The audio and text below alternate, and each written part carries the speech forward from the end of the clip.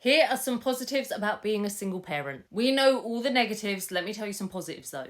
I'm speaking from my own experience, so if you keep hearing me say single mum, I'm not being sexist. These points will totally work for men as well. If you're a single dad who has custody of your children, these can apply to you too. One of my favourite things was making all the decisions. I got to choose what nursery she went to. I got to choose what primary school she went to. And obviously she had some say when it came to primary school, and high school she had a big say in it. But there was no guy telling me, no, I don't want my child going to that school. I don't want my child going to that nursery. No, it's my decision. I'm raising her alone. You're not around. I get to choose. So that was really nice. There was just no pressure. That debate, those decision makings, those disagreements didn't apply to my life. Your standards become so high because you become very aware, not just in relationships, but you become aware that whoever you bring around your child, the thought of me making friends and then bringing those friends around my child for them to potentially leave one day, my standards are so high. I won't just bring anyone around my child. That goes for men, that goes for women, it goes for everyone. And your standards do, because you become really picky. You become very conscious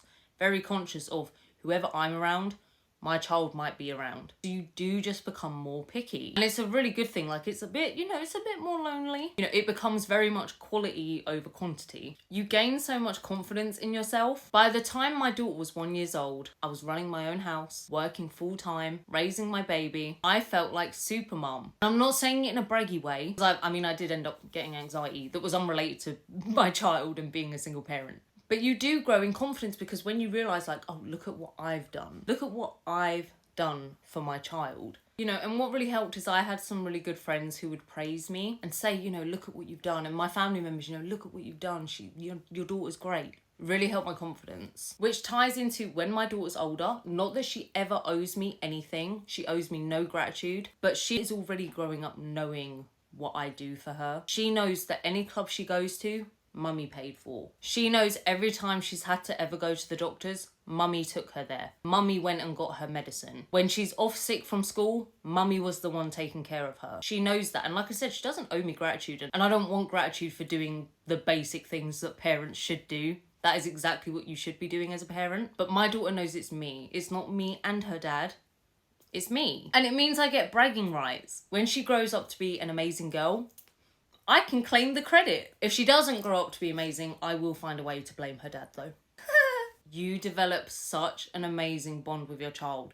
Me and Brooke, I can't even explain the relationship we have. Like, I'm always a parent first, but we are best friends as well. And part of that might be because we have such a small age gap. There's 17 years between us. But I do think it's just because we've been around each other so much. She's always relied on me. Up until recently, she's becoming more independent, but for a long time she's been dependent on me.